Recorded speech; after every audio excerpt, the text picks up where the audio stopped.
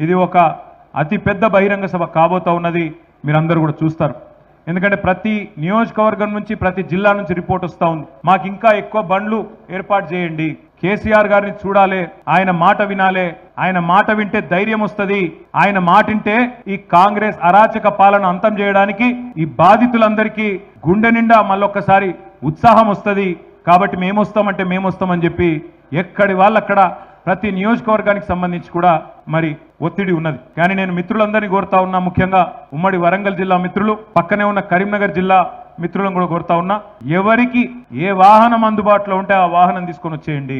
మీరు కొంతమంది దగ్గరున్న వాళ్ళు మోటార్ సైకిల్ మీద కూడా వస్తారు, హుస్నాబాద్ హుజురాబాద్ వాళ్ళు పెద్ద ఎత్తున మోటార్ సైకిల్ మీద కూడా రావడానికి ఏర్పాట్లు చేసుకుంటా ఉన్నారు. జాగ్రత్తగా రండి, కానీ ఎవరికి ఏ చిన్న వాహనం దొరికినా అందుబాటులో ఉన్న వాళ్ళు రండి. నాకు పొద్దున్నే ఈ రోజు ఒక దృశ్యం చూస్తే చాలా గొప్పగా అనిపించింది, మళ్ళీ ఉద్యమం నాటి రోజులు గుర్తొచ్చినాయి. ఇక్కడ వరంగల్లో సభలు జరిగినప్పుడు గతంలో నరసంపేట నుంచి అదేవిధంగా పరకాల నుంచి ఆ ప్రభ బండ్లు వచ్చేది పెద్ద ఎత్తున.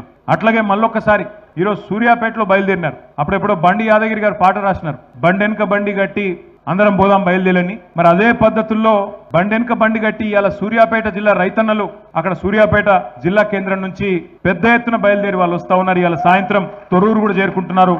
మధ్యాహ్నం 4 గంటల వరకు దంతాలపల్లి, తర్వాత 6-6:30 వరకు తొర్రూరు కూడా చేరుకుంటా ఉన్నారు. ఎడ్ల బండ్లు, మొత్తం ఎడ్ల బండ్లు అక్కడి నుంచి ఇక్కడి వరకు ఎండపొడ తలగకుండా పొద్దున 9 లోపల ఆగుతున్నారు. మళ్ళా సాయంత్రం 4కి బయలుదేరి సూర్యాపేట నుంచి బయలుదేరి ఉద్యమ స్ఫూర్తి చాటుతూ రైతాంగానికి కేసీఆర్ గారి మీద ఉన్న ప్రేమను చాటుతూ అక్కడి నుంచి బయలుదేరి ఇక్కడ దాకా వస్తా ఉన్నారు.